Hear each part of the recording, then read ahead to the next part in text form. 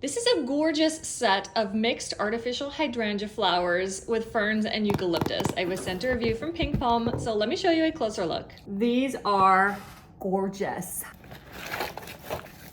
Oh wow, okay, so each little hydrangea bit is separate. There are 2 of each green color in this set.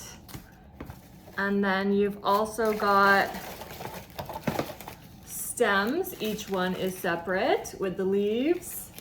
Wow. I'm really impressed with the feel. These are not your standard fabric. These feel almost like a silicone. I'm not really sure what the material is. And these leaves on the stems are also not a fabric, more of a plastic, but not like a cheap kind of fake plastic. Like everything looks real, honestly. The hydrangea flower petals are also more of a soft plastic than a fabric, but not really feeling like either. It's a very interesting material that I've actually never really felt before. But you can hear it's quiet, and then that is what the stems and everything look like under there. You're actually going to attach these yourself. So the stem is gonna go into that flower head like so. Shove it in there. Ooh, okay, there we go. One is assembled within seconds. You can kind of like fluff it if needed. Wow, gorgeous. You can bend the stem here depending on how deep your vase is.